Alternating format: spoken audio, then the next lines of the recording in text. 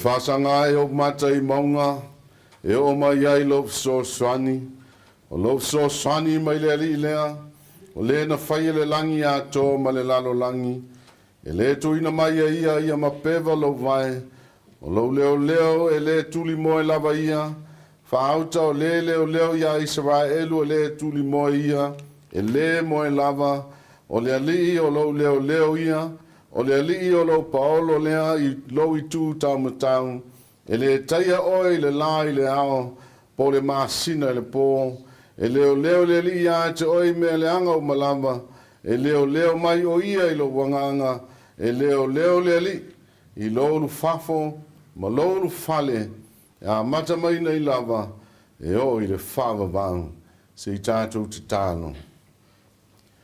Moni ma wha maoni au o fionga moi mātou le neitai au fōma le neitai au te toa ta mā. A wāola o fio lava sa e leo i le mātou lu whafa ma le mātou lu fale i le nā Tausaga o mou māli atu. Ai mai se lava o na rau pule whaso e fua o mātou lau tutu nei i lau ele ma lau whanua o le nei Tausaga fau lua o lua lima. A wina mai le wanganga pa ia ta mā a wali tia le tāpua inga, le whainga taulanga lau Pulega o Ueligitone Saute le nei tai ao, ina ia mūle mātou taulanga, ma lia ia te oe mea uma mātou te whaia, a ia mawalu ngai, lau lava vi inga. Ono Jesu wala tuaile mātou te tālo. Amene, amene. O le atato vi atu i le atua, i le pese o Sauniga, e lau fei pese mai Ueligitone, o le pese a Ueligitone.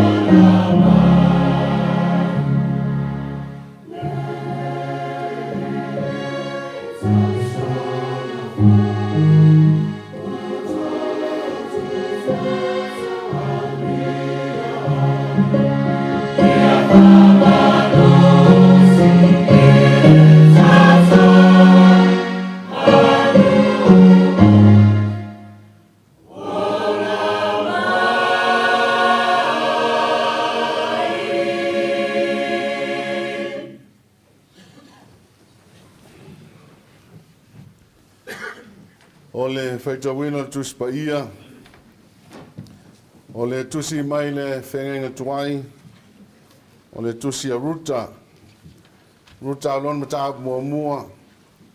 A mata tātou whaitau mai le whai mua e o le sefun ma le wha. Ruta. Mata mua. Whai mua. Se i o le sefun wha. O le a tātou whaitau whai wa iai. Our Old Testament reading is from the book of Ruth, chapter 1. We shall read verses 1 to 14 in the Samoan translation. Ruta, mata mua, whai mua o le sulfa, o le tusi whaitau foi lea, e tusai man whasinonga le tusi whaitau waso, ala tātou e kāne sia mo le nia sa whapitoa. Se i tātou whanongalongo le whetalai mau le atua, e ala iana whiong pa ia.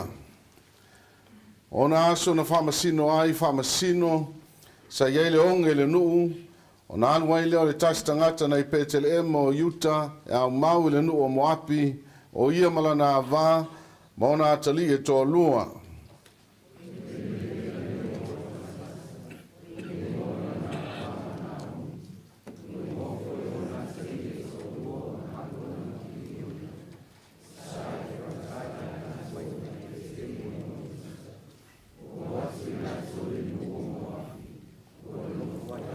Woti ele meleka le tane Naomi, watutoi o ia maana tama i toa lua.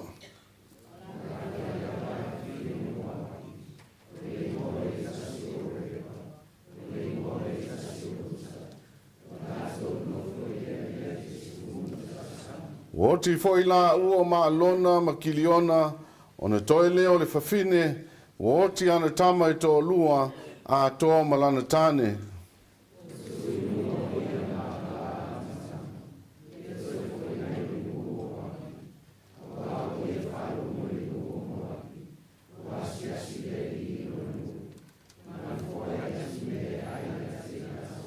O nā lue seile o ia le mea sa iai, o ia maa vāna tama e tō lua whātasi ma ia, wala tō ui le ala e fōi ma iai le nu o Utah.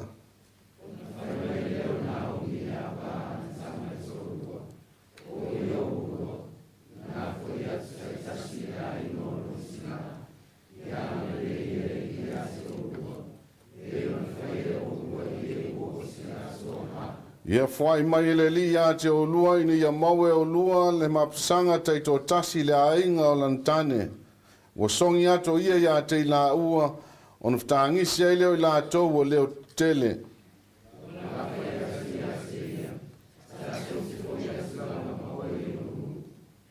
A wa whai mai Naomi, nā fo i atu ia lau wha nā ue, se ale me tate o ai ma o lua, wa toe e ni tama i lo manawa e whai ma o lua tāne.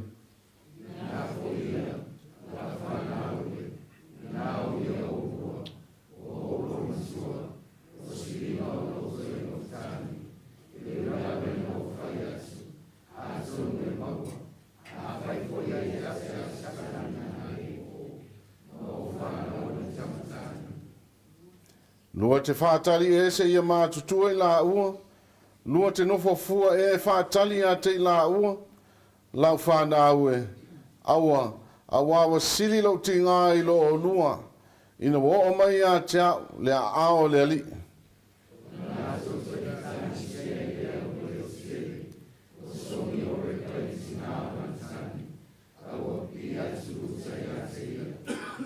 Whamanui mai le atua i le whaitaunga o ana whionga mai le whenga inga tuwai. O le a tātou toi vi atu le atua i le pese o Sauniga e leo whai pese mai lawa hat, le pese lawa hat.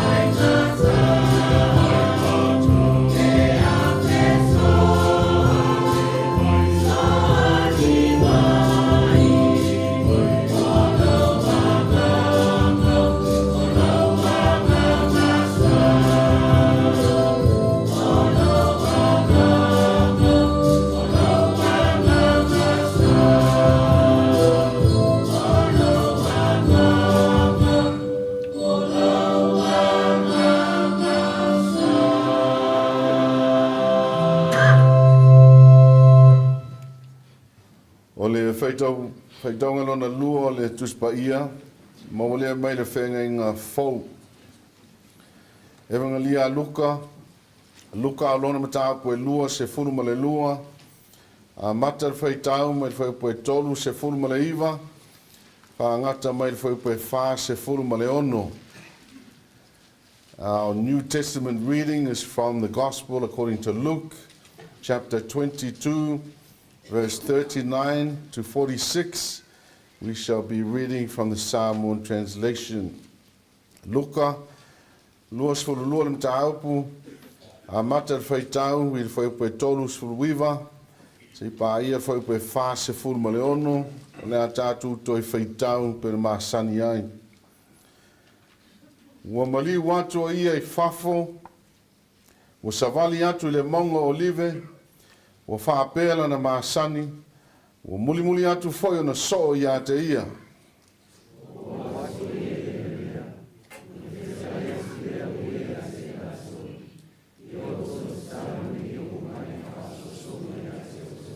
Ona maliu eselea o ia te lātou, e peo le tongi le maa o na mamau, ona tō tuli ai lea o ia wa te talo.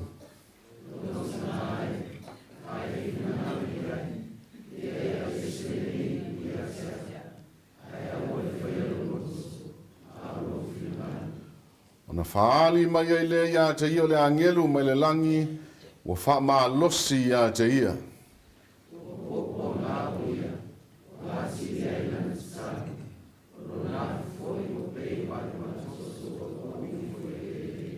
Wa tūlai o ia sa te talo, ona mali watu lea i ona so wa maua I lātou wa momoe ina wa ti ngai le alofa.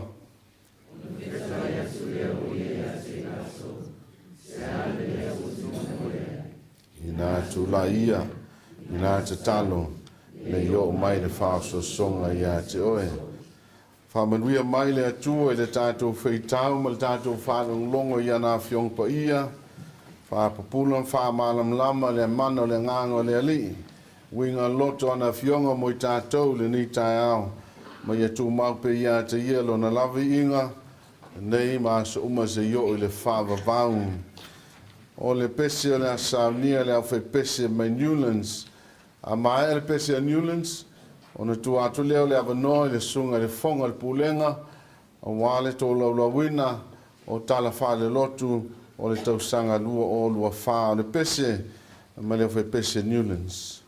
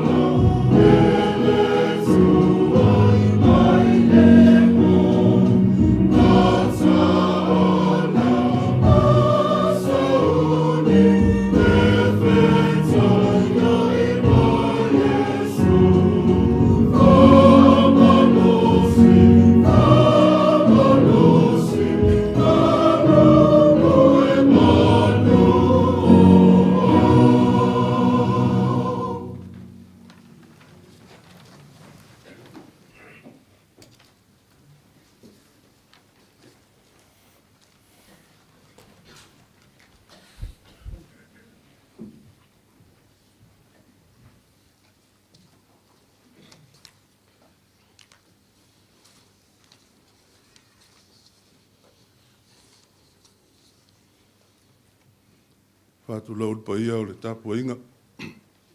Whātai lau sunga ele, toi ina mo le awa noa. Ia pe ana sila fia o le awa noa masani le nei. Ia wale tō lau lau ina. Tala whale au lotu mo e ka le sia taitasi. Ia o le tātou Pulega. Tala whale au lotu e ka le sia taitasi mo le tātou Pulega. Talu maile aso fitu o Januari lua o lua wha. Se iau o maile so. Le aso 5 o Januari lua o lua 5.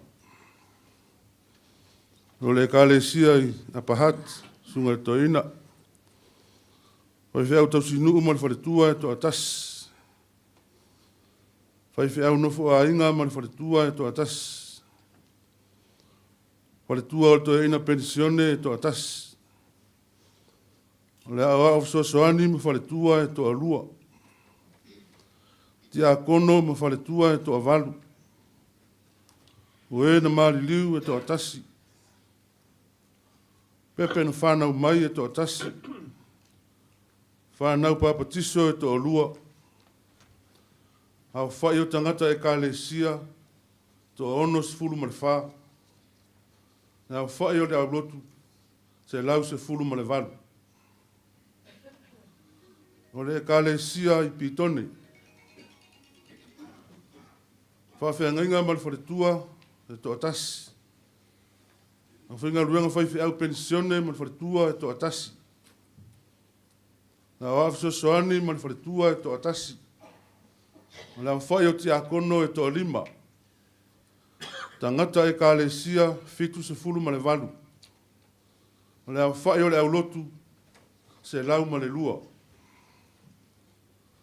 O le ka le sia i Ueligitone. Fai whiau tau sindugu ma le wharetua e to atasi. A o au fisoa soani ma wharetua e to atolu. Fai whiau pensione e to atasi. Ti a kono whaas fulu ma le 5. Tangata na wha e ka le sia ina e to se fulu. Tangata e ka le sia e lua se lau se fulu. O pepe fou e to atolu. Ta maiti na papatiso ina e to avalu. Tangata ua mariliu e to 5. O le whai poi ponga e tas. O le au whai o tangata lo lotu. Tolu se lau 5 sifulu ma le lua. O le ka le sia i wainu i o mata. Whai whiau ma le wharetua tau sinu e to atas. Wharetua nofo a inga e to atas. Na au fiso soani wharetua e to a wha. O le au whai o ti a kono e se fulu ma le tolu. Tangata e ka le sia e se lau 2 sifulu. Pepe fou whanau mai e to alua. Ta maiti ua papatiso ina e to alua. Tangata ua mariliu e to alua. Au whainga o le au lotu. Se lau valu se fulu ma le tasi. O le ka le sia i Hat Valley. Hoi whiau whai aonga skolasipi mai wharetua e to atasi. A wao fiso soani me wharetua to alua. Ti a kono ta maas fululua. Ti a kono tina e to atasi. Ta whale o le au lotu e lua se fulu. Tangata ua wha e ka le sia ina e whaas fulu maritasi. O a inga fisoa soani e se fulu maritasi. Whanau o papatiso ina e to a wha. O e ua maari liu e to a ono. O le au whai o le au lotu i Hat Valley e lua se lau ma le wha. O le ka le sia i Lower Hat. O loo whaatali se whaiwhi au le taimi nei. O a ofiso soani ma wharetua e to alua. Te a kono e se fulu ma le fitu. Tangata e ka le sia e ono se fulu ma le 5. Pepe fou na soifua mai e to alua. O e ua mari liu e to atasi. O le au whai o le au lotu se lau se fulu. O le ka le sia i Newlands. Whaiwhi au tau si nungu ma le wharetua e to atasi. Na ofiso soani ma le wharetua e to atasi. Fai fea pensione ma fale tua to alua. Fai fea no fo ainga ma fale tua to atasi. O ti a kono e to fa. Tangata e kalesia e fas fulu ma le lima. O le au inga o le au lotu. E fitu se fulu ma le lua. Lau sunga i le toina. O se ripoti lea mai tarafa le lotu e kalesia taitasi. O le tato Pulega. Talu mai le aso fito Januari lua o lua fa. Se iau mai le aso nei, aso 5 Januari lua o lua 5. Ma le fa lo lava fa tai.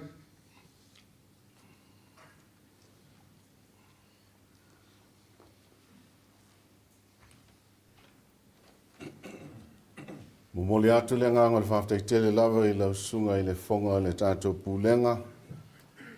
Mo le tala manino, ma le tala maala malama.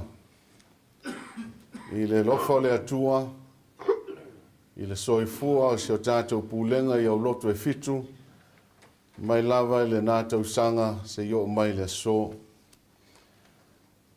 Ua tātou whālonglongo foi ma le manino, i le tele o me alofa le atua na fuaifua mo i tātou, i ni e tupu maola pēla na whiaumala na ngā luenga, e ala i ola whapopo i tutonu o le whalisa ma le whalisa i pepe whanau.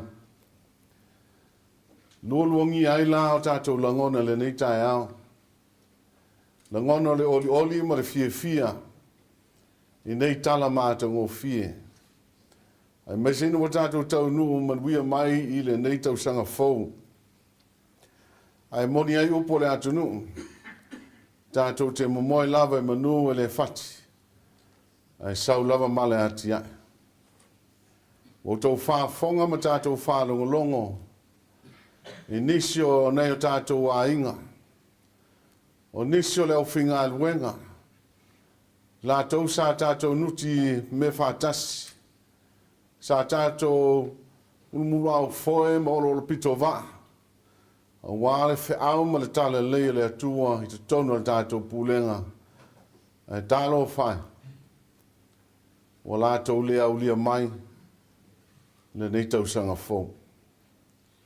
O leo te wala awa tuai ma le whaaloalo. Se i tātou tūtū lai, whaaloalo ma le file mu. Tātou te manatu e nai, nei ta mā, tina, alama whanau, o whai langilo lātou wholonga, o wa tātou le mafuta i le ni Tausaga fou. Se i tātou tūtū lai.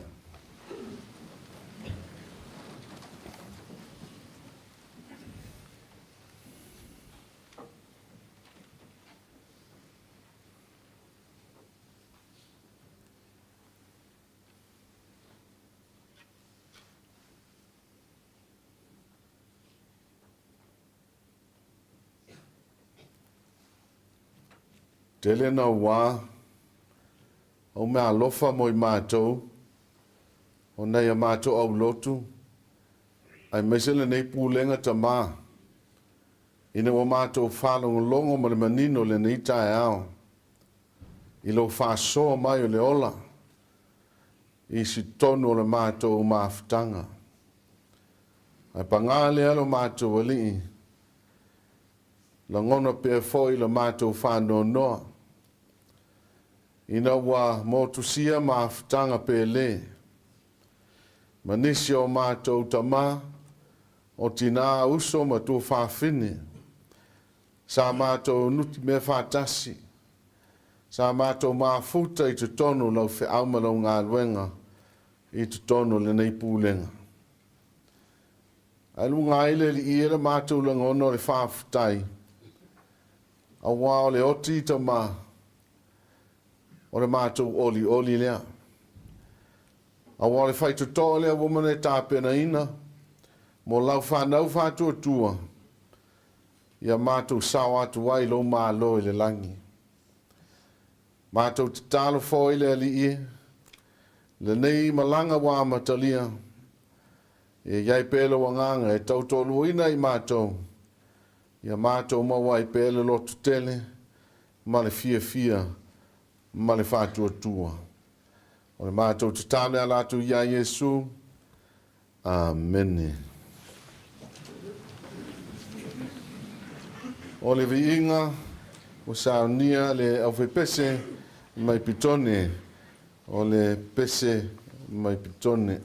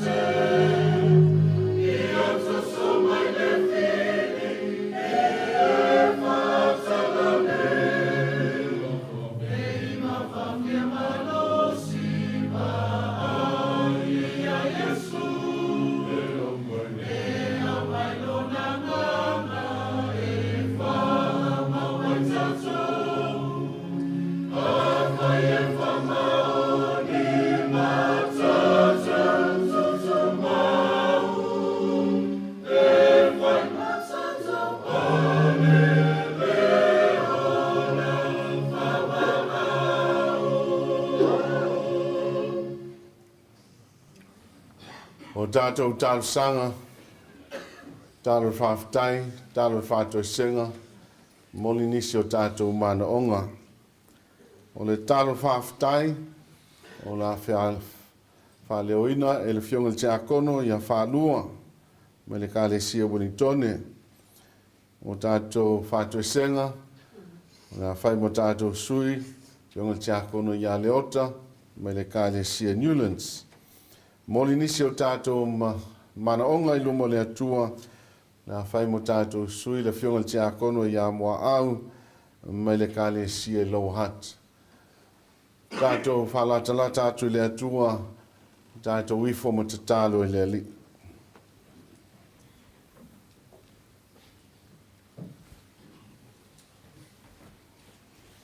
Tai au te toa. Tai au pa ia. Au au mātou whaafsanga i malo mamalu.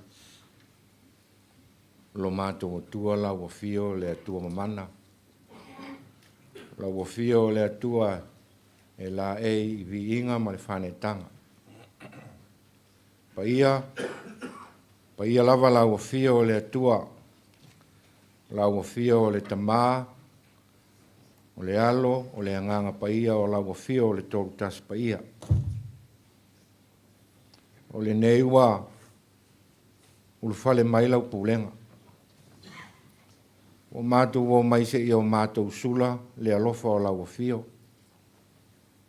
O mātou o mai, se i whātele se vi inga o la wafia o lo mātou o tua paia. Wow, o mātou langona, lo mātou whatawa. Tu mo mātou te pale malanga, sa o mātou malanga mai e le nā Tausaga. O e whaurwhale i mātou le nei Tausaga fau. Le ala lea o mātou o mai. O le ulua i aso sā o le nei Tausaga. Se i o mātou sula whatasi. Lau au whainga ruenga ma le Pulega. O tangata whātua tua se vi inga o lau fio. O na ua maua lo lofa i le nei Pulega. Mātou whaaftai. I le ola, le mālosi wa e whaafupea. So i fua malo mātou ola. Ala whai ai fo i le nei aso fau. Wa whaafou le mālosi. Wa whaafou le ola. Whaafetai le atua lo mātou tamā. Whaafetai lau taita inga mana. Na mawhai ai o no mātou taunu manuia i le nei Tausaga fau. Lau au whainga ruenga. Whaatasi mau tangata whaatuatua o le nei mawhitanga o lau Pulega. Se alofa i nā tele. Lau alofa malo wanga le lei sa e taitai mai ai lo mātou malanga. Tele o whita o le ala. Ale nei lava o mātou taunu o le manuia. Mātou whalongolongo foi. I tala o e kālesia ma au Lotu taitasi. E ma eu lava lo walofa. Ma eu lo wanga le lei. Te whātupu pēa le mālosi e kālesia. E oi o no o toa e sea nisi o no lau walau pa ia. Ao e whao popo foi. E ala i pepe fou. Ma whatangata ina pēa au Lotu ma e kālesia ma le nei Pulega. Mātou vivi i ai ma whawhitaia oe lo mātou tua. Whawhitai o no le whaunga ino le soifua ma le ola o le nei Pulega. E tau tua ma au nai i au whiau. E ui lawa ino mātou langona lo mātou whatawaa ma le atoa. Awa e to tofi pēa le soifua ma lo mātou bola. E whao ngā e ngā lulue ma tau tua i au whiau. Mātou whaafetai lo wamana i o le tangata. E au auna i a te oe. Ma whaia se vi inga o lau fio. Whaafetai tele. Whaafetai le mātanga o fie. O lo walofa taitai le nei au. Le nei Pulega. Le nā Tausaga wa watu. Ngā luenga fuafuanga sa whata oto le Pulega. Ua nā o no mātou fuafua. Sa le ai lava so mātou iloa. O mātou to e tepa le mātanga o fio lo walofa.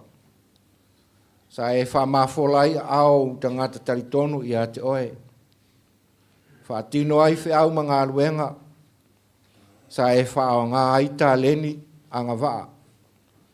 Tupulanga o lau pulenga e maise o tamā matina. E tautua mawhai au whiau. E ala i ngā ruenga ese sa whātino i au lotu taitasi. Ma le nei pulenga. Whawhitai mō mea e tele na o mātou whaso ai. O lauta mau ainga o le tino mawhau whau ma le anganga. Sa o mātou mori mauailo wha maoni le nei pulenga. Mātou mori mauaile wha maoni o lo olofa. Awa o mātou talitonu. Te le tuba lava i mātou. Nātu foi le nā Tausaga le atu ai. Te le tu ua lava lo mātou ola. Sa o mātou malu ia te oe i taimi o whita ma whaingatā. Sa e leo ma e pupui i mātou. Sa e whamalosi mai fo i taimi. Sa o mātou whawai vai ai. Whengai mā whao leo langa. Sa e tautai a whai ngā malanga. E ui aina lutia i le vasa e tele o leo langa ma whai ngatā o le soifuanga. Te le tu a mātou le ngā wao le ala. Sa e tai pēa lo mātou wola. E ui na whengai ma whai ngatā. Au wala mai ai le wha maoni o le alofa o lau fio. I lou wha malosi mai, i lou wha mawhana mai, ma lou ti mai pēa. Mātou te wha au whe au, wha tino se vi inga o lau fio. E ala e lau pule mana, ma lou alofa e sili ese. Mātou wha whitai ai. Te mau a inga wha soa, wha whitai tele, tāngo lima i aile pulenga i ana ngā luenga whai e maise o nai a inga. Ta māma tina whanau whawhitai mo a lātou ngā luenga. A o ngā le whanau whawhitai le tua. Manuia tau mawhai ngā nisi o whanau. Mātou mori mau le whai ungo le nā Tausaga. Se alofa i ngā tele. Ui aina le whamaoni i sa ili linga masua suenga. A ua e whao ngā. Na ia mātou whanau, mai e whamanuia, e ala i whailonga ma lātou waonga. Ua whai wina nisi a e whia whaua wina pē nisi o le whanau mō lātou suasuenga. Whawhitaile tua i lau whaasoa alofa. Whawhitaile manuia o lau whio e wala mai tonu o le mātou mawhitanga i tonu o le e whakasā, ma lana mori mau i lana whamisiona. Mātou mauaile oli, ma le whia le mawhitanga. Lo e mafuta mai ai mātou, maua pēa se so tanga wāwala lata ma lau whio. Whawhitai i le nei atu nuu o mātou au mau mana nofo ai. Ona tai, ma whai ngā mālo, ai maise o mea alofa wa e whasoa. Tausi ai o mātou ainga, ma tau tu ai lau whio ala i ngā luenga o mātou ngā lunue ai. Whawhitai foi mo le whai ngā mālo si o mātou atu nuu. E te leo tu una lava. O iai lo wanga le lei, ma lau taitainga. Ia e maise taitai o si o mātou e ka le sia. E maise foi taitai o le nei pulenga. Whata ma whati nao e ka le sia taitasi mau lotu. E maise lau au whainga luenga, ma le pulenga atoa. Mātou wofo atu se vi inga o lau fio. Whawhi teitele lava lo mātou tua.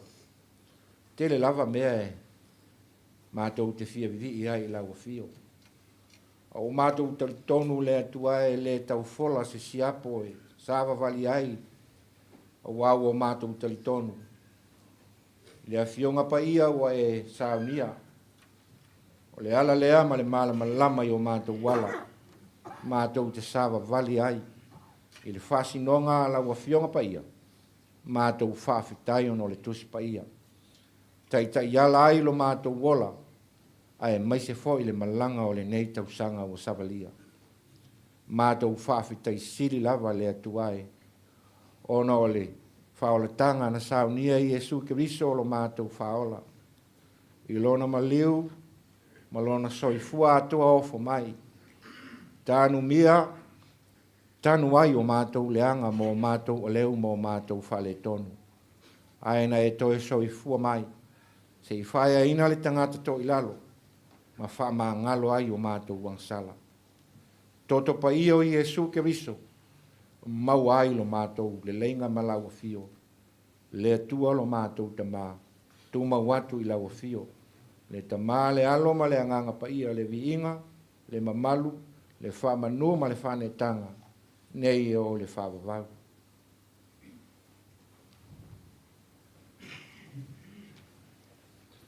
Le atua alo whai. O le atua lava e tu mau ia te I mātou e wha wavau lea. Le nei tu la ma le mātou tāpua inga. I mātou o poto mai o luma. Mātou te langona lava lo mātou whātau waa lea li e. Mātou te o atu lava ma le loto mawalalu. Ma le salamoa I luma o lawa fio. O wae manino lava lau sila sila I o mātou tangata. O I mātou lava o se whanau e le ato toa. O se e ka le sia foi e le whaamaoni. A o rou no foi. E o ese mai lawa fio le telo taimi o le mātou wola. Lea mātou te whaato ese atuai lea li ie. O no le malanga lau pulenga mai le la Tausaga. Si ia mātou au lia le nei Tausaga. Mātou tali tonu e le asa lava mani o mātou whale tonu. Ni o mātou se whale tangata. I le vāo le tasi le isi o mātou usu. O mātou a inga lea li ie. Le ato toa ma le wha maoni, tiu te whai to tonu a inga. Tapo e ina ola ma, so I fua le whanau, wha tonu wholau ailo lato ola mo le numana. I le ato toa ai tiu te I mātou o mātua. I o lava fo I to tonu o lau I kālesia, I lo mātou vala awina, I tofi wa tofia ai I mātou, e mātou te ngālulu e ai, ina ia vi ia lau fio. Le tua lo mātou te mā. Sa mātou manatu lava ua le lei ma ato toa le mātou au nang. Ai peitai, e langona lava lo mātou whaatau wa. Whapena na mātou le whaamaonia I lumo lau fio. I au nanga I se ese, o mawhitanga I tutono e ka le sio le pūlenga nei. Le tua lo mātou te mā. Ua whaia lava o no vi inga o le tangata. Ai mātou te le whaia o se vi inga oi le atua lo mātou te mā. Lea mātou te ole atu, wha mole atu I laua fio. Wha mā ngalo I mātou I ia vāenga o lo mātou ola. Vāenga ia, ua lape ai le mātou wa ai. I tu e tatau ana mātou, muli tai ai, ma whaatino ai le au nanga I le moni ma le wha maoni. Le atua lo mātou te mā. Sa ta wau lava ina, ngoto atu I mātou le loloto le angasa. I mai leia le fili ma le ti apolo. Whapenao na le petia ai, le fōlaunga, a le pūlenga nei, a mātou wanga mai le la Tausaga. A o le nei wa urufale ma le fia. Ai langona lava lo mātou whaatauwa. A wai le alu ese lava le li o le lalolangi ma I mātou. O lo muri pea, e tau mawhai e, tata I ese lo mātou ola whaatua. Lo mātou tani tonu ma le whaamaoni I lau fio. O lo alofa ma lo wanga le lei lea o mātou wheilua I manui ai o luma I le nei tai. Mātou te talo lea li ie. O ani o mātou se, ma le vā mau au auna, o tō fia e ta ia, ngā le ka le sia I tutonu au lotu ta itasi. Whaamangalo I mātou. Whaamangalo nei mātou whanau. O la lātou fo I ola leo siusita. Le vāma mātua ma ai. Nisi o mātou uso ata ngata lea li ie. Ia maua I mātou lea nganga o le whaamangaloa. A wā o lo fina ngalo lea, ina ia mātou. Whialo lo whaai, whaamangaloa I. Ma ia vi ia la ua fio I o mātou ta ngata whaatau. Lea tuola mātou ta mā. Mātou te tonu ma le whaatua o e lava o lea tua alofa. O e foi e te tua wanoa mai o mātou tangata. Wha mole te mā whaamangalo I mātou le toto pa I o Iesu Keriso. O a lava meua le ta ua le mātou whaato I senga le ni taia. Si la fia la o fio o mātou lotu. Whaamangalo I mātou le toto Iesu lo mātou wale ima le mātou whaola.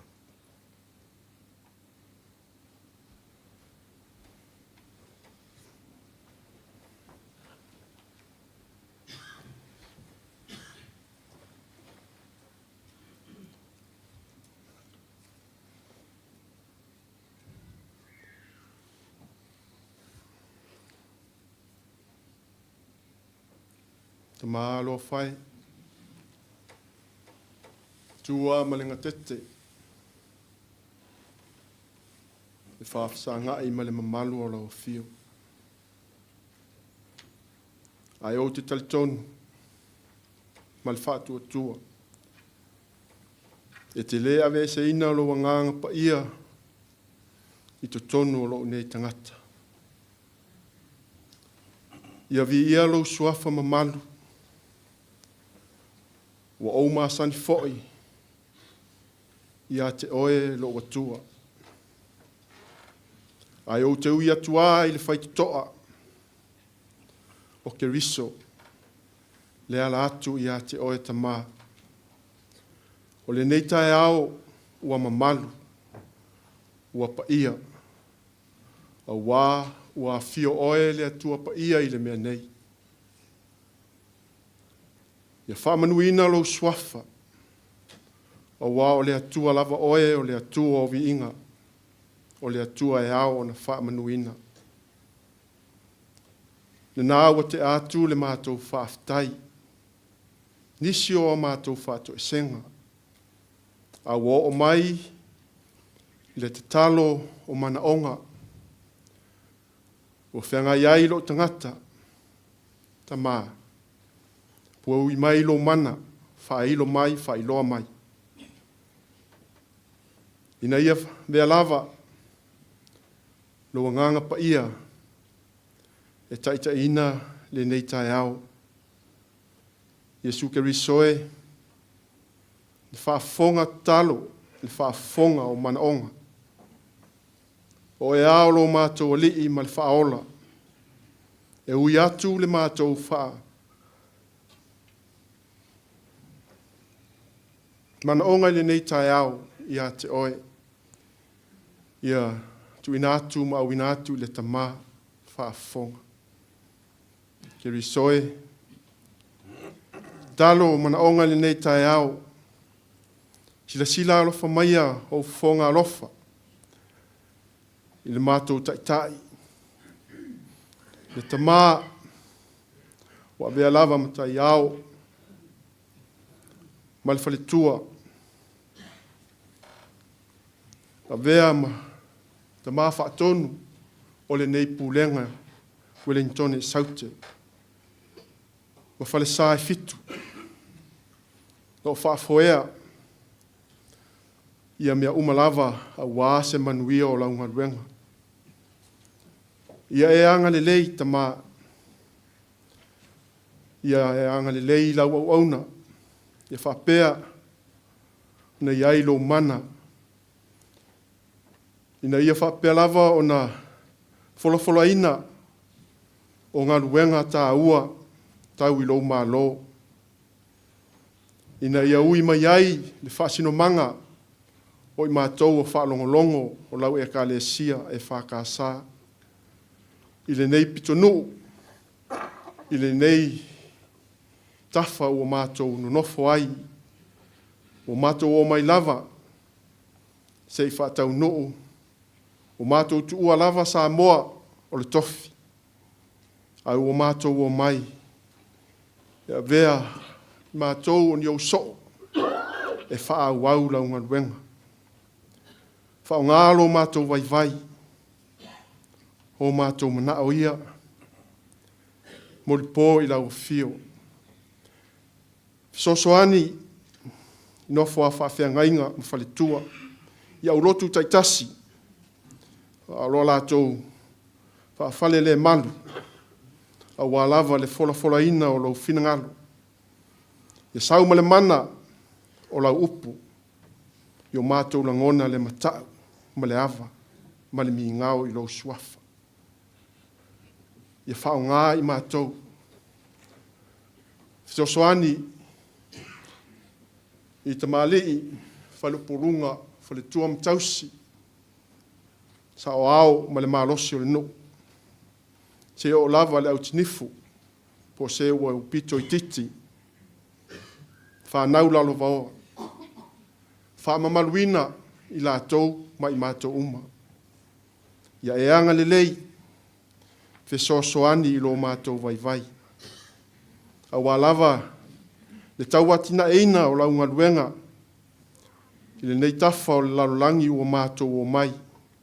Ma au au natu ai i a te oe. Whamanuia fo i a wao. Mo lātou whalitua. Lo lang sua i whawhia ngainga. A wā lava le tau muli ina. Wha mā a venga. Wa so tau au i launga luenga. Vi ia lo lava swafa e pa ia. Ona o le whaonga ina o au auna. O le suiva ia. O lau fio. Yo mātou i loa fo i ona whaalongo yo mātou taitai. Yo mātou loa o na ava. Le vātapua ia. Ma le vāwhea loai. Yo le mele silia o na mātou na ngona ina. I le loto maua lalo. Mātou te sailia malo i lalo. Ina ia whaea ina ro swafa. Ave ese ro mātou whatau waa. Malo mātou manatu i nisi mea whaalave lave mai a le lalulangi. A i o mātou langona i le loto file e mu. Ma le matau atu i lo swafa. Ta mae. Na ia mātou whanau. Tuina atu i awa onga. E le whaingo fie le sailina o le malamalama ma le poto. A o loa lofa e mafuai. O na manuia na ia mātou whanau. Ta talo i lau fio. Ia e anga le lei mai. Te soa ni mai le nei pulenga. Ia au auna. Ma mata fale fia. O lo whapea o na whaonga ai o mātou o langa au auna i lau fio. Soa ni mai. Na i o mātou mātua mātutua. Wa lau wao sina. Ia e alofa mai soani. Whaafua loa lo lātou soifua. Ni aso stele in Tausaga stele. Mātou te pale whenga i e pea. Ma mātou tausi pea ia i lātou. Ia au walava. O mātou manao atu ia te oe. Awane o mātou ino ia i lātou. Yo mātou mātua. O alaua fionga. Awane o mātou ino yo mātou tina pe a mātua i lātou o lo mātua. Yo mātou i loa o na ava. Ia i lātou ma tausi ia ti lātou. Pe ona e tausi ke riso i la unga duenga. Ke riso e whamole mole. O mātou manao i lau fio. So soani so se tasi. O mai le neita e ao. I leo ato toa le malosi. A oi ea mātou te o iai. O e lavo le sulfa inga.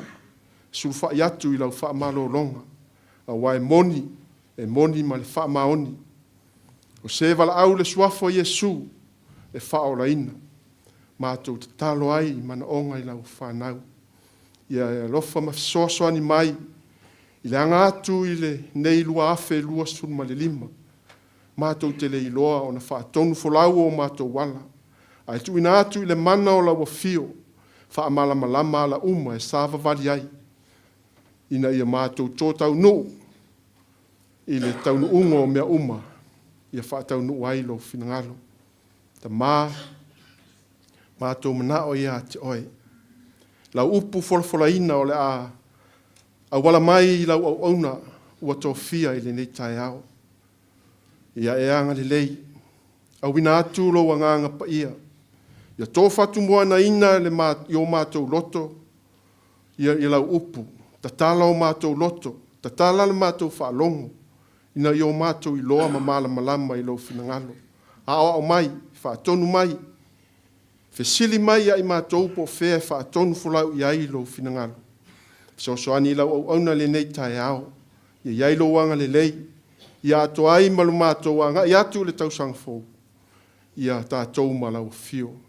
E tau ai manu. Mātou talitonu ma le whaatuatua. Tātou te malanga whaatasi ma oe. O ani wha salavei ale ti apolo. Mātou te tatalo i lo mana. E mawhai ai. O mātou manao nā ia te oe tamai le nei tai ao. A walawa nei whaia i o mātou loto, po se mā losi i o mātou iloa. A ia whaia i lo finangalo, mātou whaalongo ma le matau i lo suafa. Whamanuia i lau au auna i le nei tai ao. Tatala le mātou whaalongo i lau upu fola mai. Ia mātou ta ape ma le loto malie, o mātou Maua tu whaanga whaleanganga. Mai a te o e tamā. Ai mātou te fia te talo lava. Se tasi lava o iai ni mana onga le nei tai au. Ia pua ui atu i ailo mana, whailo atu i ailo mana. I ona mana onga i le nei tai au. Ia le nā le mātou talo mana onga. I lau fio i le nei tai au. Ia ai mātou te fia te talo i le tatalo na e ao mwhaatonu wai mātou. Pea no mātou te mai o i le langa. Ia pa ia lo swafa. Ia o mai lo malo. Ia whaia lo fina ngalo i la langi e pe on whaia le langi. Ko mai a te i mātou le asu nei o a mātou mea ai e tau mo le asu. E ngalo ia te i mātou i a mātou na sala. Pe o i mātou fo i o na mātou wha mā ngalo i na atu i e wanga le anga mai a te i mātou. Foi ta ina i mātou i wha so so. A ie la vea ia i mātou ai le leanga. Wai lo ma lo mani mani. A toa mani vi inga e wha vaulava. Amen. Mori atu leanga whaafitai tele i whionga i tiakono. Whai mo tātou sui. Mori e tātou Tausaga i luma le atua le nei tai ao.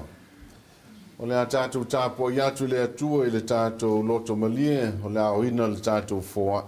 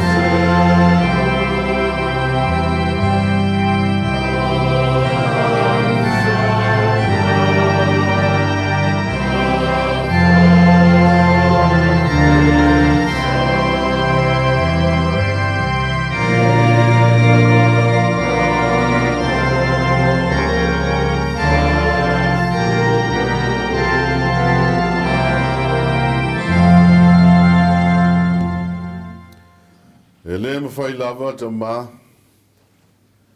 Ma fa tu sulia le foa I wawina lau whanau le ni tai au. I le foi sili ma le foi paia. Na e whaia moi mātou. E ala ilo wala pele o Yesu Keriso. Tau lava ta ma e whai ma whai longa. Le mātou foa I le ni tai au. Ai mesio mātou wola wo foi natu. E whai longa le loto o tumu le nganga whaafitai. Ona nei me alofa tā ua ma le paia wo mātou maua. Talia wha paia ma wha manuia le whai e lau whanau ma mātou tangata atoa. A wale tau toina, ai maisele atina ina lo fina ngalo ma lo malo e ale lo wakale sia. Ono Yesu ala toa le mātou te talo. Amene. Tai tulano. Tulano. O le viinga wo Sauniga le ofe pese wani o mata. Pese, le ofe pese mai wani o mata. No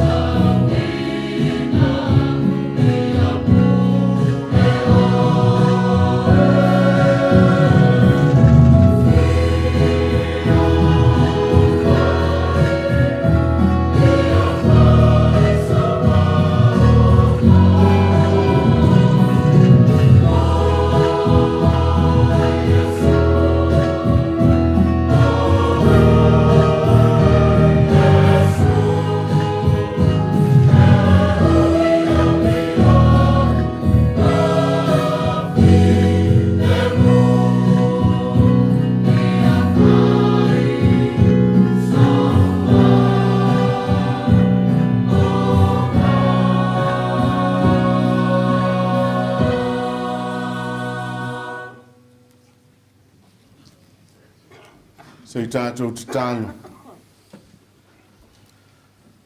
Ia mālia ia te oe upo lo ngutu ma whauwhaunga lo loto. Lo papa na te tongi o ina ia. Amen. O le launga le swafu malu le atua te maa, le atua le ano, le atua le nganga sa. Mauna matua launga mai le tusi, mai le whengenga fau. Luka au lona tāpua lua se fulu lua, au whai pai wha se fulu ma le lua. A le tusi whai taulea, e tusa i mal whasinonga, o le tātou tusi whai lotu, o lotu Tausaga a le kālesia. Lauta mai a e whina ngalo iai, ie ave esele ne ipu ia te au, a e aua lava, le whaia lo roto, ao lo whina ngalo. Father, if you are willing, take this cup from me, yet not my will, but yours be done. O leo tū la, e taula iai se upu tō matao wā se oso, mo le tātou whainga malanga, le wā mata nei Tausaga. O leo tū foi lea, a wale toi aso, I lotu Tausaga le tātou e kālesia, whāpea. Sauni, ma tā pena mo me whaingatā. Ai whamoe moe le atua, mo se taunu unga manuia. Sauni, ma tā pena mo me whaingatā, ai whamoe moe le atua, mo se taunu unga manuia. The theme for our sermon this morning, prepare for difficulties. Prepare for difficulties, but trust in the Lord for a blessed outcome.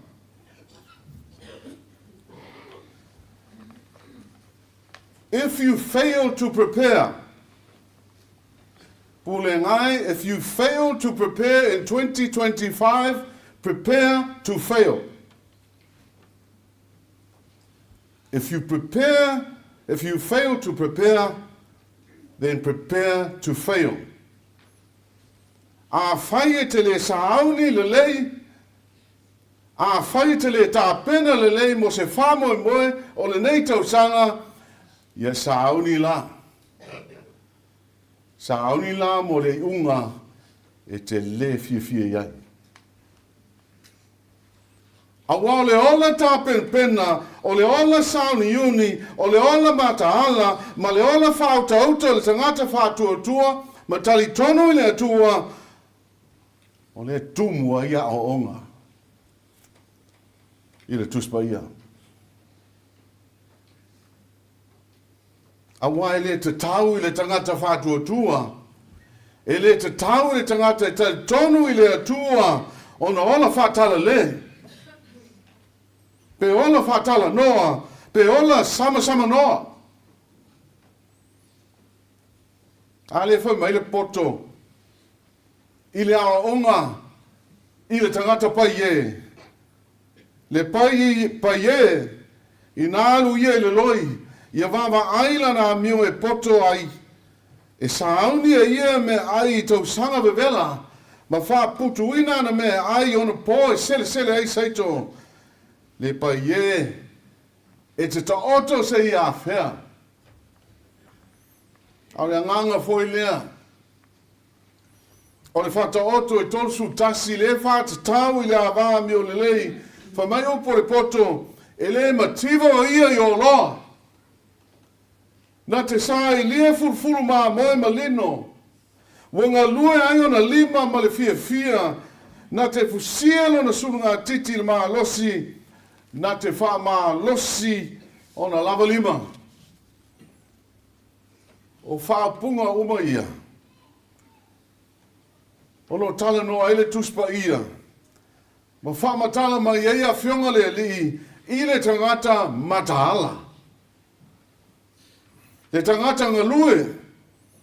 Ma le tangata tā pena mo le lelei o lona o langa. Tā pena le lei, a walo na inga. A walo na nuu. Ai ale kalisia.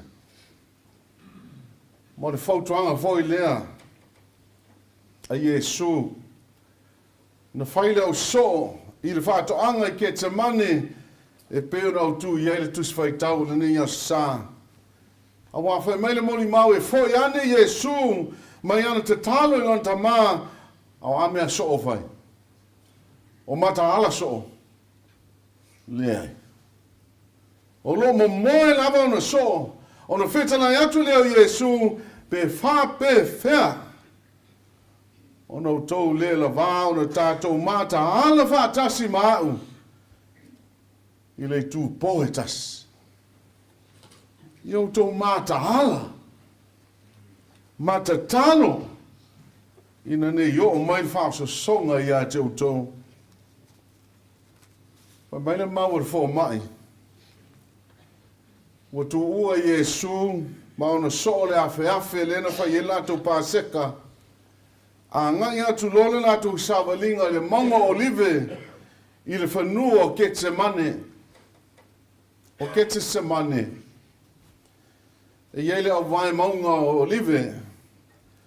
Pa mai whamatalanga o se whanua e mātingo o fire vai. Pa mai e le lei e foi e sa vali eina I tangata e whamaros tino. Ave mai maalu foi le savili vili. I le tau afi e no nofo ma wha solo ai ma whaunga. Au le nāpō pa ia, na whai ai le nā whenua, ma no whanga wha pitoa, na sauni ai, ma tā pena ai le tātou ali whaola, a wāle me ma tautia, a wāle me o ngā onga lo tā tia mai o na luma. Au lea tā penanga pa ia, o lea maua, I se tasi o te talo longonongo a ma le tauta ua. Le te talo o tātou ali. Le whai ma matu o le nei asu. Lotu mai, a e whina ngalo iai, I ave esele nei ipu mai a te au, a e aua. Aua le whai o lo loto, a o lou whina ngalo. Next Sunday, Katie and I are going to Samoa for my meetings. Every time me and Katie travel to Samoa, we put different importance on different things that we prepare. Katie, o me whamamafa Katie o na la e o na ofu, ia o le whapena o na pūlou, ia me e vali ia, ia whafonga a tina. Me umana e whamamafa e Katie. Awaula, my biggest preparation, ia lava le tupe. Ia lava le se eleni. Aia uma le teo ia topau. E iei lama le mata penanga sili lava o na tāua. Ma te nunofo le leilano, ai le tuo le fale. Ona ma si tie le lumo le atua, le ma whainga malanga. That is our greatest preparation on any trip. This year, our journey has just begun. Pulega, the most important preparation for our journey this year, Jesus has shown us is prayer. O le tatalo. Seeking God's will for us this year. For me, Luka, e whaalua na tatalo Yesu I tutono o whanua lea o Getsemane. For mai umana tatalo I whaipotolo suluiva o no foile o no so o maua o momoe. Au ngani eile ali e mata ala, ma tatalo ne yo mai ni whaaso songa. O no toi maliulea, ma toi tatalo I whaasulu lua. O lo taha ua I nei tatalo. Le ipu. This cup. Le ipu.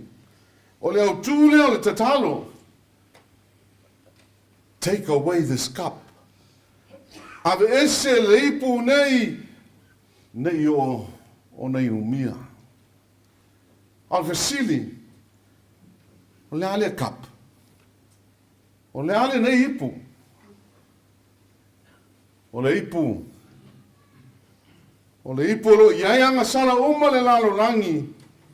O le ipu lo iai le te ene tangata o lona tama. O le ipu lo iai ti ngā o pito ngā onga o le ola. O le ipu lo iai le oti o pito mata ngā male matautia. O le ipu lo iai mea. E le ngā fatia oe. E le ngā fatia a.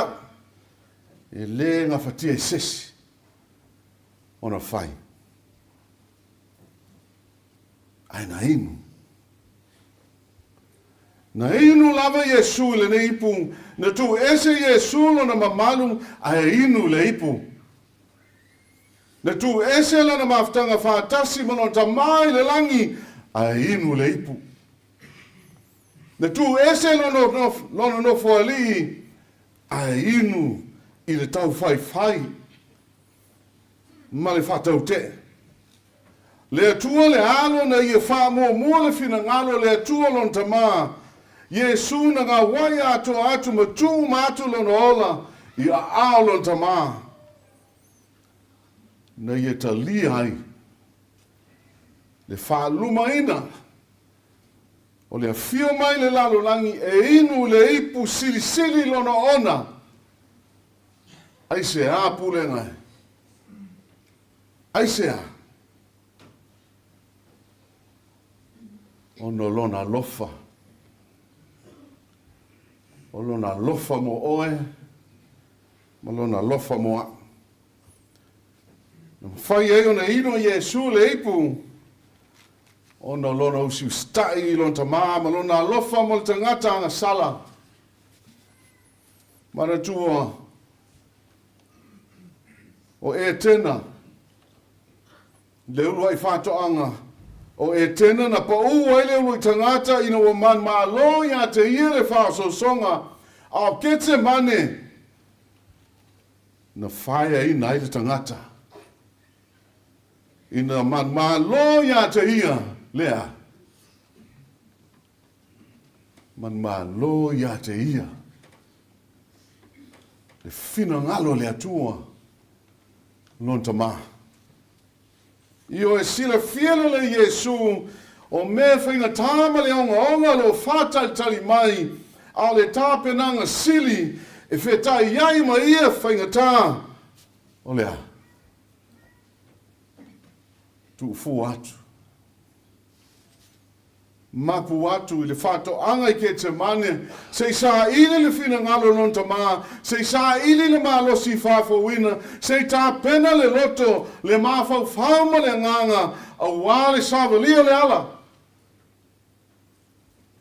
ala o whita le vire tol rosa le ingonga le awala na savalia I Yesu o le ala maftianga ma popoanga le ala e o le oti o le ala le tau nui le man malo ma le whae o le mela lea na toi madui e le tina I ana aumi ina toi wha lango mo sitai le whina ngalo le atua ma toi foi I lona nuu o yuta. A wale mea moni ina wa tupu le onga yuta na matua se le tāpenanga. Aile maleka na whai. Iwa wale maulea mai whenga in tuwai. Fa mai na le osa le onge. Sa ili solo le maleka le fofo. O le whawhita auli. Ma whalango lango lava I lona lava poto. Le ena whai eila na tonu. O le ala tōu o. O malona tō lua, o na aomi, malona whanau tama tō lua. A le a fōi le la tō nu o moapi.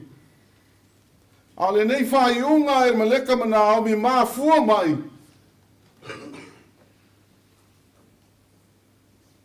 O na ua whisa ili maruia.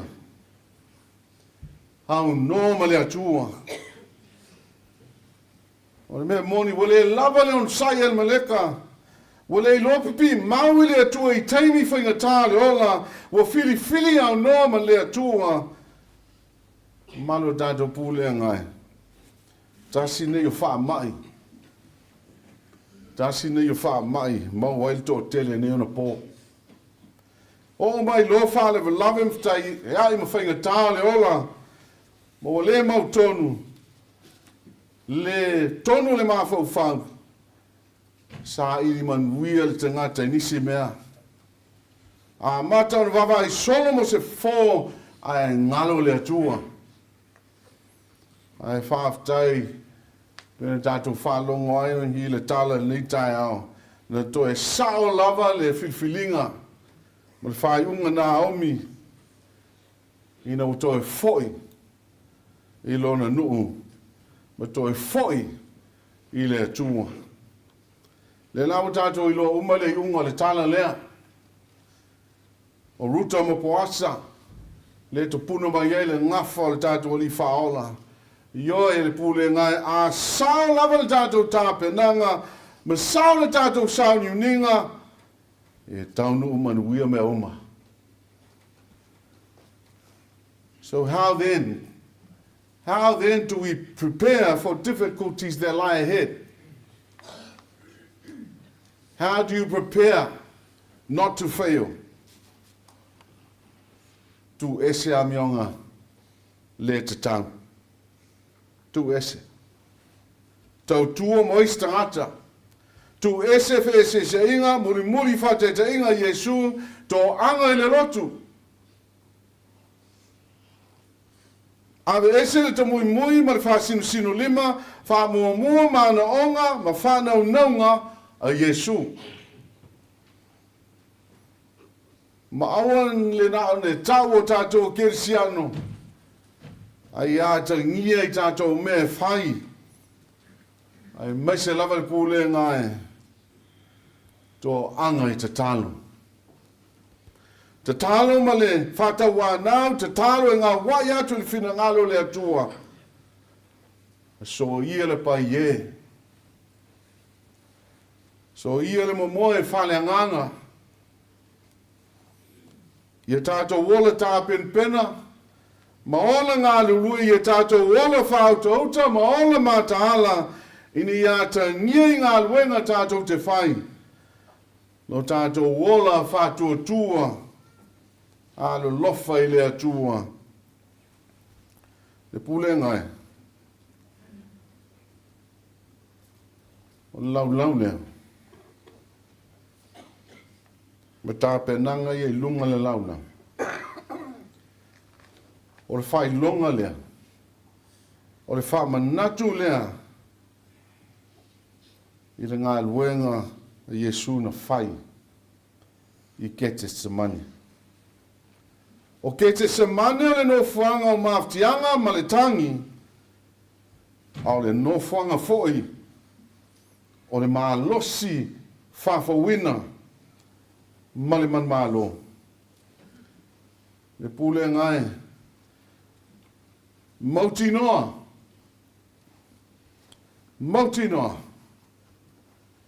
E iai fi tā o le ala.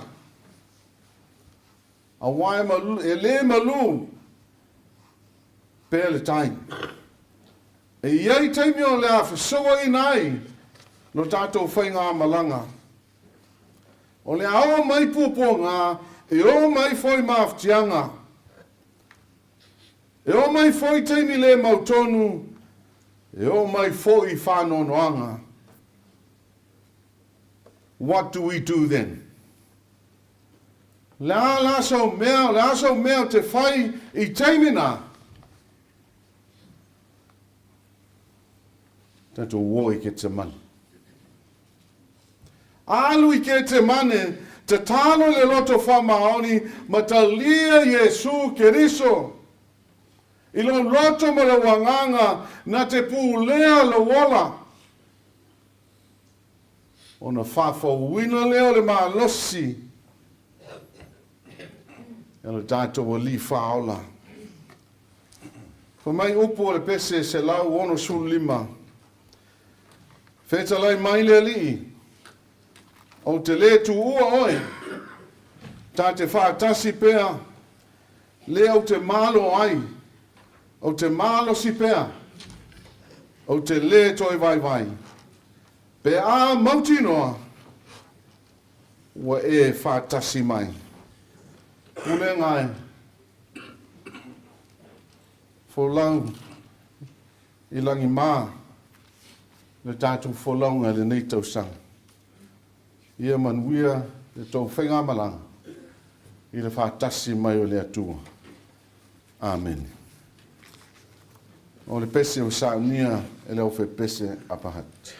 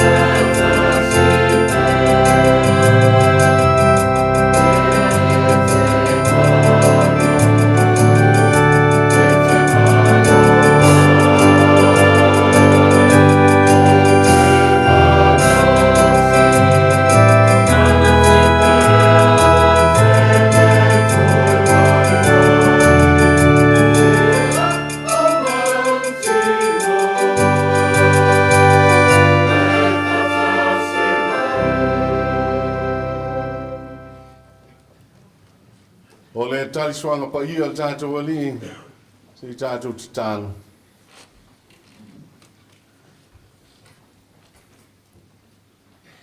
Ua mātou tau nu mai ta mai se tasi vaenga tāu o le mātou tāpo inga le nei, asusa.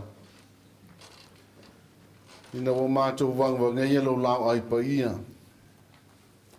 Ai mātou te lei tali sua la ma lau a fio. E aona mātou whaafutai o ele mātou ta mā. Ona lo whātou ino le ni Sauniga pa ia. O lo manatu mai ma lo wamana ia peo mātou tangata whātou waa ma le anga sala. O le ala lea we Saunia ina i mea alofa tāu o le areto ma le waina. Sui lava lea o lo tino ma lo toto keriso. O whai ma sui o i mātou. Ina ia tongi o lai nai le anga sala la langi. Ina we ma liu ma toi soi fua ma le malo ma le oti ma tunga mau. Ta mau mātou te tālo ia awane i ngalo ia te mātou. Nei me alofa tāua. Ai Saunia ma tāpena o mātou loto manganga. Ini ia mātou talia lo tino ma lo toto kiriso. O le awa no wha auro lea wa e Saunia. E whawhauina i foi le mātou wola ma mātou wanganga. Ine vea ai le i o mātou tangata ma moli ma wola. I le alofa ma le whaola tanga. A manuia, whapa ia le nei Sauninga. Ono e sua lātou ai le mātou te tāno. Amene.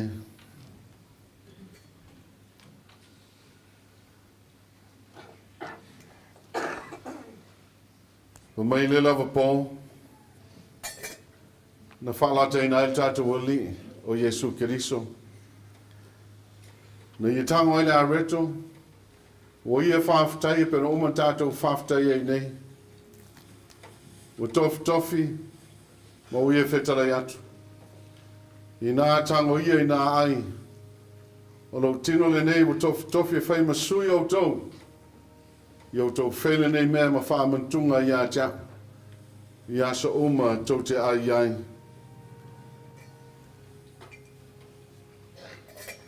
E whape fwoi le ipu. Uma lātou ai. Si tio i lātou luma. Whetalai atu le tātou ali. O le ipule nei o le whenga inga whong. O lo iai lo toto. O le toto o whamalingi ina. Mo le whamanga lo ino anga sala la langi. Iau tau whele nei mea. Ma whamantunga i a tia. I asa uma tau te wheinu wai. A wāsa uma tau te ai eile nei a reto. Ma wheinu wai mai le nei ipu. Tau te whamana tuina le maliu le li. Ina ia seitoe a whio mai o ia. O le a whapenanu tātou whia le nei tai au. Tu lai leo whinga aluenga.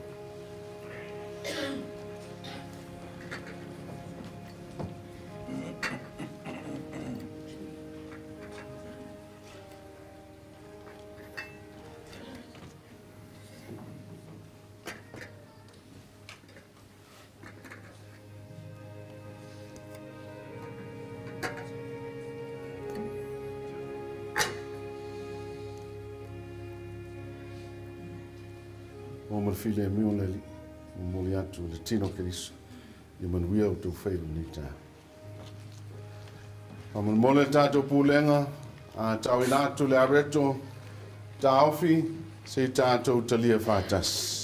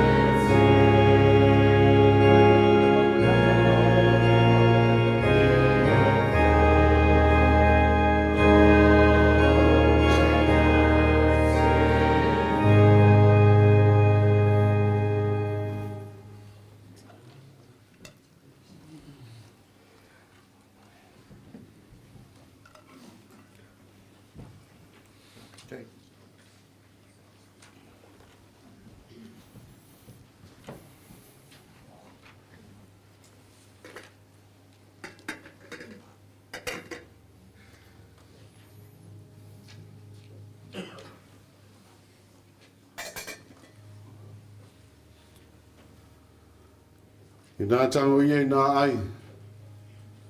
O le tino le nei kariso o tofi tofi e whai masui o tau.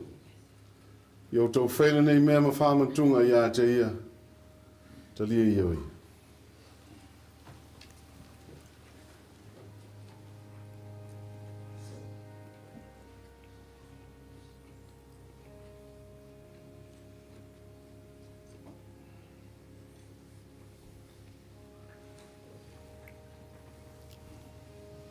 Tu lai nea uwhinga wenga whakamua.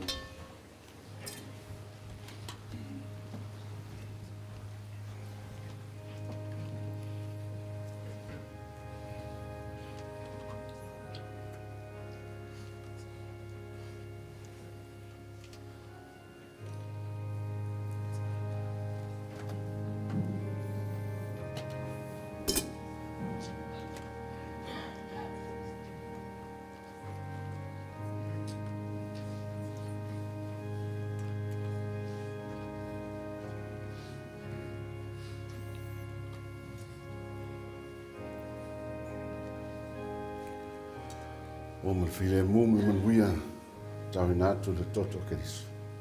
Man huia le tau whaifa. Pa man mole le tātou Pulega, tau inatu le waina ta awhi, tātou talia whātas.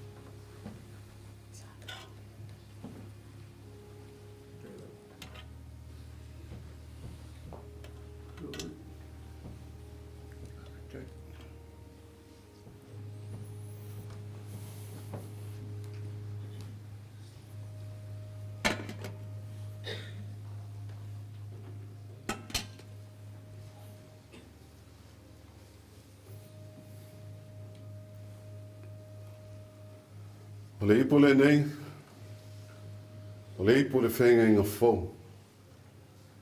O le ipo lo ia le toto ke riso. Le toto na whamali ngina i lunga le sa tauro. Ni a manga lo ai o e ma le lalo langi ato. Yo tau whele nei mea, ma whamantunga i ate ia. Talia ioi.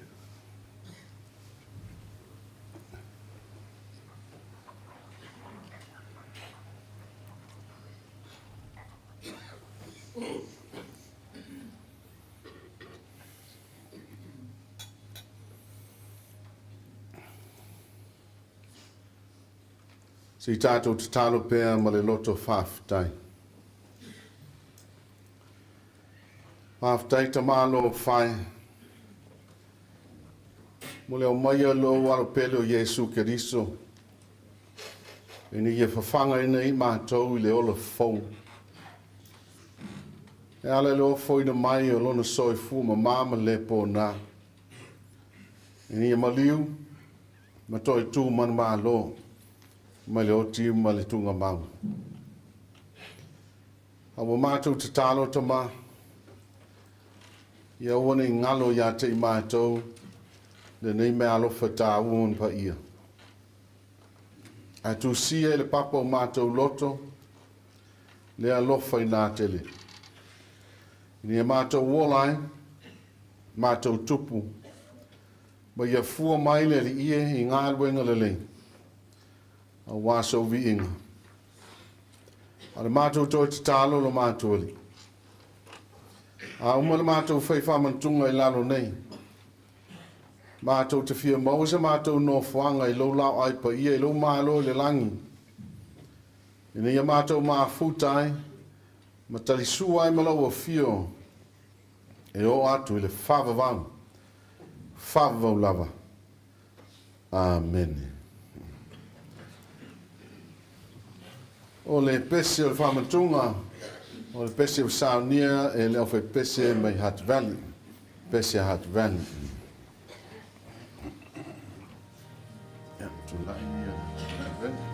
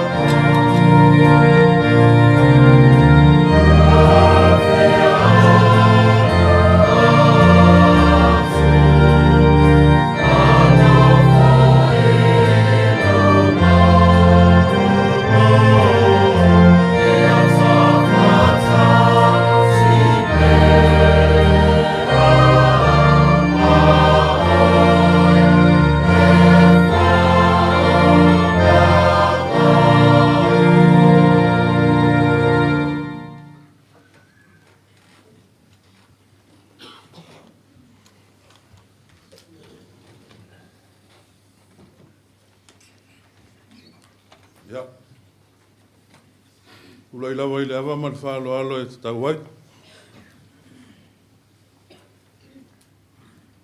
E ia le leo e whai ma au wha tālofa. Ia pa ia lawa fwoi lea malu tau e o le tāpua inga i le nei asu. Sua sunga i taitai o le Sauniga. Tunga i ta mawha atonu ma le wharitua.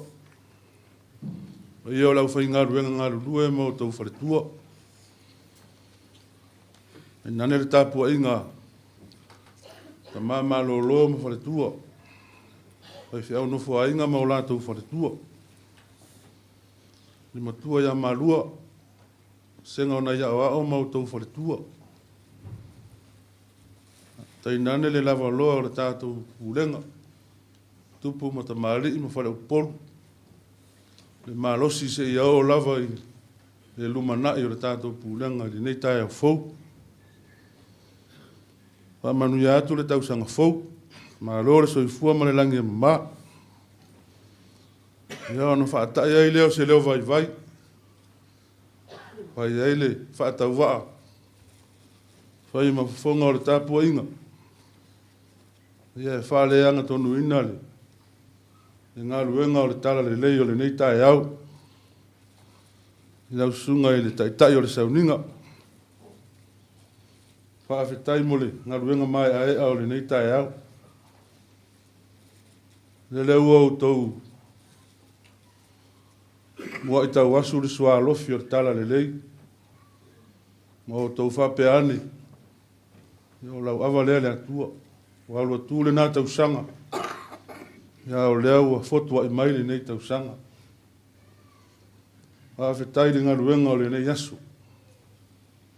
Whaafetai lau sunga i le toina whaatonu. Le asa e tofu i le Lotu. Nā se i tā pena le Pulega lea wālana. Sā folau lea ua i tai. Asa auni e folau le nei fo i Tausaga lua lima. Lea ua e su i le ula mātanga o fie. Ua e tau fo i le sei. E sanga tā pena atiri ai. E soifua wha le anganga. O le pa ia o la tātou Pulega. Whaafetai fo i sunga i te akono. Sunga ia wau. E ona sosoani le ngā ruenga o le nei asu. Whaafetai o le sa o tau a sia le langu. Whanononi manu. Ia wālawa le sa folau o le tātou Pulega o le nei Tausaga. Whaafetai le ngā ruenga mai a ea o le nei asu i lau sunga le toeina. Ma lo le tā pena. Whaafetai le sa uni. Ia o le te talo le Pulega. Whamanu ia telele atua i lau sunga le toeina whaatonu po le whatua. Whamanu ia le soifua whale anganga. O le malosi whale tinu. Ia ua atiu te tau ave ua. Wala uina ere soifua ma le ola. Le ngata o le kālesia o le Pulega. Tānga luenga. Ai ale kālesia o au. Alo whangia foi. Sunga i te akono ma wau. Whatupu lo tau malosi. Whafuru ma le langi tau wha. Ia ua ale soifua wha o ngā ina i le atua malona whinangalu. Ia alofa ngia ele atua le sa folau o tātou Pulega o le nei fo i Tausaga. Ia nao si tasi asi folanga lea wha mole mole. Toi wha manatu atu o le lotu atu Pulega.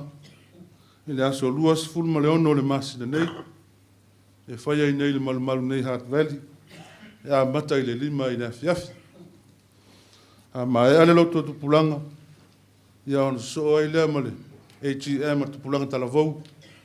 E whaia lava fo i nei le malu nei Heart Valley. Ia e tatalo atu ai ma le nganga whaalo alo. So tai mai tai fono. Ia lau whai ngā ruenga e tāua fo i lo tātou au ai whaatasi umai le aso. Ia o lono winga. O le ai se mea o fofongia o le atupu i le afiafi. Ia o nei forfolanga ia morsila fia e le tātou Pulega. Ai manu ia tele lau sunga le toa ina mai wharitua. Ma le lava loa le tātou Pulega soifua.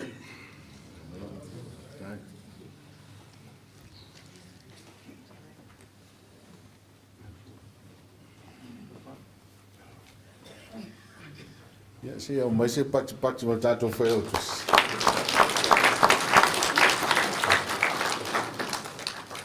O no le, uruai taimi le, o tūla i atu ele tātou whai o tusi o tō luma. O manu le tātou Pulega. Ia le atua, ia mo ngā ruenga o manita ao. Ia no sunga whai o tusi, whaafutai tele lava. Ia mo tiute mo whaiva li aso. Whaafutai foi mo whamanyanga. Le ngata mo maua e me se foi ia mātu o wā. Le māsa sara lava ia. Ia nei whātau wā. Ia e lofangia le atua, whai atu le maua tele, le mālo si le tino. Sili le nganga a wāla. Whenga iai mo lua tute mo lua tofi manu e foi se o tō Lotu i Newlands. Ai whai wina le tātou tāpoinga fia watu le whamanui o le Tausaga fau. Manuia tele Tausaga fau le pa ia le tātou Pulega. Iau tau sunga i whawhengainga mo tau whaletua. Mai se ia le wasenga le whainga ruenga whaifi au no whainga mo tau whaletua. Mai se au ao. Whionga tiakono, ne tātou mātua pensione, le matua mālua, tātou māfuta le nei aso. Ia malolo le tātou Pulega. I ona tupu mae i o lava ne tātou whanau. Fia moni atu foi le ngang whaafitai i nei o mai i le o whingaruenga nei ti a konu le mātou o waa. Moni ngaruenga mae moni ngaruenga whaatino. A wā le tautuaino le lau aipa ia le atua le nei tai ao. E fia whaafitai atu foi i le pa i o le mawhitanga tinai Hutt Valley. Mo le Sauniga. Ma le tāpenei no le tātou malu nei. Wala e o le Pulega ma le laulau whamantunga ma teo ngala au ma te ngofie. Ia mai se le Sauniga o le areto mo le waina mo le tātou whamantunga. Ia whamanuia te atu le atua i le mawhitanga tinai Hutt Valley ma le Kalesia. Ia Tausaga ma Lotu whenga iai ia ma le tautuaina o le whiningalu le ali. E fia whamanatu atu, whamonmone, i le tātou Pulega. Peona te talo atu i le tofinga le tātou Pulega ia November. O mati, e whaimalanga aia, whale tua uma o whawhengainga. A wale whamoe moe a le umasanga o le whale at mawhtanginai papauta. Ia le talo atu, whamonmone, matoi whamanatu atu, e fia malanga uma foi ma whaife au. O sunga i whawhengainga. Ia e te talo atu whamolmole i loutou mamalu i au Lotu. Ina ia alofangia le whainga malanga ma tutongi pāsesi nei whaiwhi au whamolmole. Mo le whamolmoe tāua i a mati. Ia le nei aso ma le tāpe ato le tātou Pulega. Ia alofangia le ali. Lo whenga iai ma le toi ae o whiau ma ngā ruenga le nāwa iaso. Ia mai se lava ia nei whanau. I malolonga tutoe o le tuanga i anga leile ali. O nei tātou tamama tina mātutua e leo ato tole malosi i ei pere wha malolonga le li i a tautou. Ai sili ona iai le mana o le atua e whapa ia i nailo tau nofta talo ma lo tau tāpua ia a o le whaival Pulega i ana whiauma ngā ruenga le nei Tausaga. Manuia i le tātou Pulega, manuia toi tu lao le aso saa. Whai wina le tātou Sauniga i le te tālo. Wā matalia nei na mātou wholaunga tamā. Ai mātou te tālo i e tū pē le foi o le mātou sā. Mai e whātou taia pē le mātou wholaunga. I ne iau manu mea uma. Wā foi pe au vale e langa mai. O ani whawhi tāoli, ma whālewa lava i lunga le ala tamā, o e lava e te tui matangiolo, e te pui pui ma e leo leo. A le amatou tu ua ma tā ape, i e tū mamai pē lunga lau Pulega nei, ma lau whanau whātua tu e le lalolangi. Le manuia mawhile e mū lau fio le atua tamā, le lofsisi lese o Jesu Keriso le mātou ali ma le whaola. Ma futaina i mātou e lou lava nganga sā. Nei se o le whawavau lava. Amene.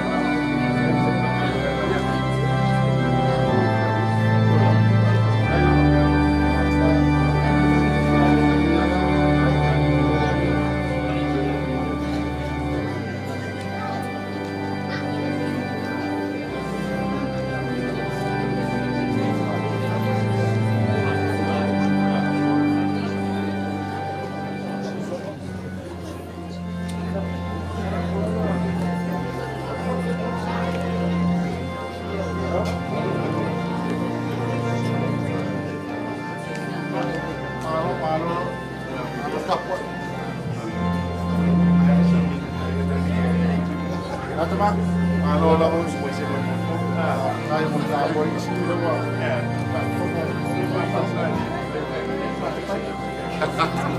Kaya sisikap eh, kasi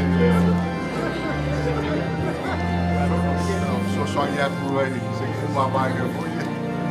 Ini baik kan? Ya oke. Ada kuat kita tu. Ya, saya mau makan dia. Dia apa kau? Oke.